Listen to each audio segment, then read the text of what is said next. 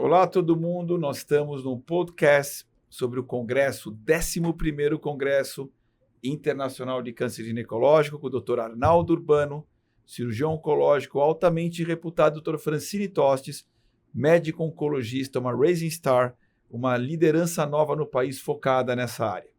E a gente vai passar, então, pelo segundo módulo do segundo dia, que é o câncer de ovário, o tumor letal, o mais letal feminino que a gente conhece. E a gente começa com a primeira aula, que eu acho que é incrivelmente importante, para não só especialistas, mas para médicos como ginecologista, como eventualmente um clínico que se depara com uma massa pélvica, o que fazer quando a gente encontra uma massa pélvica que muitas vezes aparece no exame de rotina, sem sintomas nenhum. Então, Arnaldo, o que você espera que vai ser debatido nessa aula sobre abordagem de uma massa pélvica, que é uma situação tão comum no nosso dia a dia? Fernando, o ginecologista normalmente é quem faz o diagnóstico do tumor de ovário. Ele vai operar a paciente. Então, essa aula vai ter tópicos interessantes, como, por exemplo, se o ginecologista, a hora que ele entra por laparoscopia e nota que a paciente já tem carcinomatose peritoneal, qual deve ser a conduta? Deve interromper a cirurgia?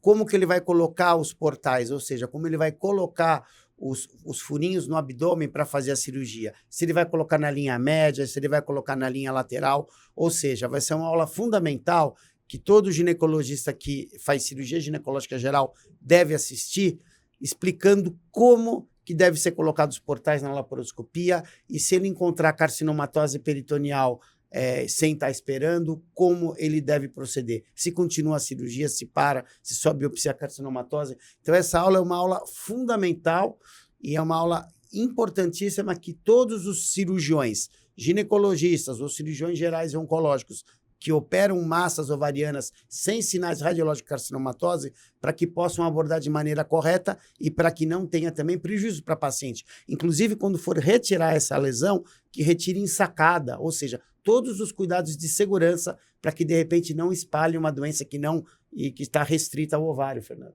E a gente tem daí mais 4 aulas, onde você é um super especialista, nacional e internacional, que é qual é o melhor momento de operar uma paciente com câncer de ovário avançado, se é melhor operar primeiro, é melhor operar depois da neoadjuvância, e também do papel da HIPEC. Se sim ou não, vai ter um debate. E vai ter o Dr. Robert Coleman, que é uma outra super liderança, Dr. Keiji Fujiwara, que foi nosso ex-presidente do IDCS, envolvido também nesses blocos. O que você espera que vai ser discutido, Arnaldo, de mais interessante no timing da cirurgia e no papel sim ou não da HIPEC?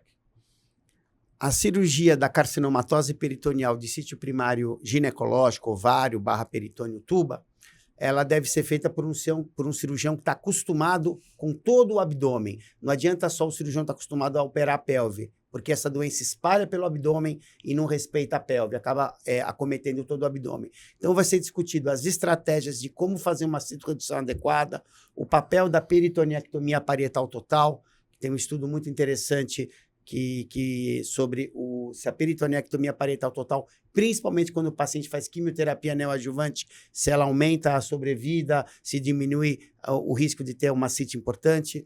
Também o papel da quimioterapia hipertérmica da HIPEC, tem alguns estudos interessantes, como, por exemplo, o estudo que saiu da doutora Vandril no New England, mostrando que a HIPEC, em casos selecionados na cirurgia de intervalo, tem aumento da sobrevida livre de doença e da sobrevida global, e também o uso da HIPEC na citoredução secundária, ou seja, quando o paciente tem uma recaída, em alguns casos selecionados, essa paciente pode se beneficiar também de quimio hipertérmica.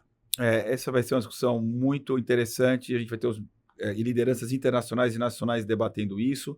Nós vamos passar pelo papel dos inibidores da angiogênese e também dos inibidores da PARP, falar dos estudos mais importantes, os estudos com olaparib, os estudos também com niraparib, são os estudos onde levaram a aprovação dessas 2 medicações no nosso país, mas também outros estudos com outros inibidores da PARP, como, por exemplo, o rucaparib, veliparib. Então, essa é uma aula muito importante, porque certamente representa, não só nos pacientes com mutação de BRCA, mas HRD positivo, um enorme avanço e que mudou a história natural da doença.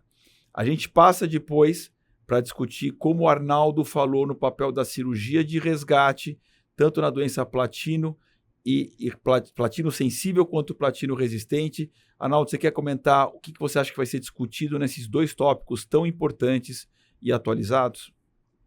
A cirurgia de resgate na paciente platino sensível, ela é padrão já. A gente tem, inclusive, alguns casos na citoredução secundária, a importância da HIPEC. E no caso das pacientes platino resistentes, alguns trabalhos têm mostrado que talvez a cirurgia ou algum tratamento local no peritônio, como, por exemplo, PIPAC, possa ter algum benefício no manejo dessas pacientes. Muito bom. E aí a gente passa pelos casos clínicos, avaliando outra vez aspectos importantes dessa doença, tanto casos clínicos de doença precoce quanto doença mais avançada. E a gente fala, então, outra vez, depois os tratamentos de resgate, que são os tratamentos medicamentosos, outra vez as grandes novidades que vão além de quimioterapia, como, por exemplo, os anticorpos conjugados à droga. Um deles é o mirvetuximab, que deve ser aprovado no país ainda em 25. O trastuzumab deruxtecano, com essa aprovação agnóstica para o tumor de ovário HER2 3 cruzes, e outros anticorpos conjugados à droga extremamente interessantes nesse cenário. Então, é uma discussão muito rica, onde a gente vai abordar todos os aspectos de câncer de ovário mais avançado, e a gente então encerra esse incrível segundo dia de evento. E eu agradeço Fran e Arnaldo por estarem comentando, né, uma programação tão importante que, obviamente, vocês construíram e fazem parte. Obrigada mais uma vez pelo convite. Acho que eu quero também reforçar que a gente vai ter cursos paralelos também que vão estar em associação aí no Congresso, abordando também os tumores mais raros. Então, aqueles tumores de células claras, pequenas células, tudo aquilo que é tão importante, exatamente a discussão multidisciplinar para a gente conseguir definir um tratamento melhor para essas pacientes que têm estudos aí tão pobres e tão pequenos para guiar a nossa prática clínica. A gente vai ter também um simpósio paralelo sobre cirurgia citorredutora, detalhes técnicos. Então, quem tem interesse em citorredução, a gente vai estar mostrando vídeos e explicando como que o cirurgião deve proceder durante uma cirurgia citorredutora para que ele consiga fazer uma citorredução completa. Acho que esse vai ser uma parte importante também dos simpósios paralelos, porque é um simpósio que não é só para o oncologista clínico, não é só para o cirurgião, é para todos. Então, dependendo do interesse, eu acho que é um simpósio completo. Parabéns, Fernando. Muito obrigado.